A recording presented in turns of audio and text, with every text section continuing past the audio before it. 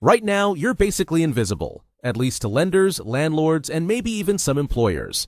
You don't have a credit score, so you don't exist. It's the classic catch-22. You need credit to get things, but you can't get credit without a credit history. It's a frustrating loop that keeps you on the outside looking in. But what if I told you that in 30 days you could go from being a ghost in the financial system to having a credit profile that's ready for prime time? This is your day-by-day plan to build your very first credit score from scratch. Let's be real. This isn't about getting an 800 score in 4 weeks. That's not happening. This is about taking the first, most critical steps to become visible, to become scoreable. We're laying the foundation that will build your score on autopilot for years. By the end of this month, you'll have done more for your financial future than most people do in a year. This is the blueprint. Section 1. Week 1. Learn the rules and lay the foundation. Before you can win the game, you have to know how it's played.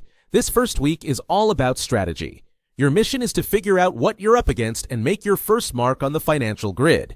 Now, you might be thinking, why a 30-day plan if it takes longer to get a score? Great question. Traditionally, to generate your first FICO score, you need at least one account that's been open and reporting for about 6 months. Newer models can sometimes be faster, but the bottom line is, you have to start the clock. The actions you take this month are what get that clock ticking. Your first move is to go to the official website, annualcreditreport.com.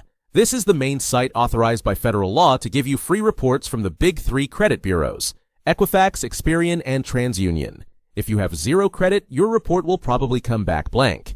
That's a good thing. It means you're a true blank slate with no bad history to clean up. This is our starting point. Ground zero. Now that you've confirmed you're a ghost, it's time to understand what the bureaus are looking for. Your credit score is just a grade on how you handle debt, and it's broken down into 5 key parts. Get these in your head, because we're about to tackle them one by one. These percentages are based on the most common FICO models, but the concepts apply everywhere. 1. Payment history. 35%. This is the king. Do you pay your bills on time? That's it. A single late payment can wreck your score. 2. Credit utilization. 30%. The second biggest piece of the pie. It's the percentage of your available credit you're using. A $1,000 limit with a $500 balance is 50% utilization, which screams risk to lenders. 3. Length of credit history, 15%. This is the average age of your accounts. Older is always better. 4. Credit mix, 10%. Lenders like to see you can handle different kinds of credit, like credit cards, revolving credit, and car loans, installment loans. 5. New credit, 10%. This looks at how many new accounts you've applied for recently. Too many, too fast, makes you look desperate. Your job for week 1 is simple. Confirm you have a blank file and burn these 5 factors into your brain. This is the formula we're about to use to our advantage. Section 2. Week 2, your first weapon, choose your account. Welcome to week 2. It's time to get an account that reports to the credit bureaus. This is called a trade line, and it's your ticket into the game. You've got 3 main options. Pick one for now. Applying for a bunch of stuff at once creates multiple hard inquiries and can hurt your brand new score before it even exists. Option 1. The secured credit card. This is the most powerful way to build credit on your own terms. A secured card works like a regular credit card, but you make a refundable security deposit, usually around $200, which becomes your credit limit. Use it for small purchases, pay the bill, and the bank reports your good behavior to the bureaus. After 6 to 12 months of responsible use, most banks will refund your deposit and upgrade you to a regular, unsecured card. Look for ones with no annual fee, like the Capital One Platinum Secured or the Discover IDR Secured. This path gives you full control. Option 2. Become an authorized user. This is the fastest potential hack, but it has a huge catch. You ask a family member with amazing credit to add you as an authorized user to one of their old, well-managed credit cards. You don't even have to use the card. Their history for that account, its age, its on-time payments, can piggyback onto your credit file. But here's the risk. You are completely dependent on them. If they miss a payment or max out the card, their mistake becomes your mistake and will drag your score down with theirs. Plus, newer scoring models are getting smarter and giving less weight to these accounts since you aren't legally responsible for the debt. It's a decent shortcut, but it's best paired with your own primary account. Option 3. The Credit Builder Loan. This is basically a loan in reverse. You don't get cash up front. Instead, you make small monthly payments into a locked savings account. The lender reports those on-time payments to the credit bureaus. At the end of the term, usually a year or two, the money is released back to you. It's a disciplined way to build a payment history while forcing yourself to save. Your action for week 2. Research these 3 options. If you've got $200 for a deposit, the secured card is the strongest foundation you can build. If not, becoming an authorized user is a decent way to get started. Pick one, apply, and get your first account rolling. Section 3. Week 3, put it on autopilot and master the utilization hack. You've got your first account. Great. Now in week 3, we turn it into an automatic credit building machine and use the most powerful technique for managing your score, the utilization hack. First things first, as soon as you get your card, set up automatic payments. Log into the card's website and set it to pay the statement balance in full every single month. This one move guarantees you will never miss a payment, satisfying the single most important factor, 35% of your score, without you lifting a finger. This is non-negotiable. Now for the secret weapon. Remember how credit utilization is 30% of your score? Most people think as long as you pay your bill by the due date, you're fine. They're wrong.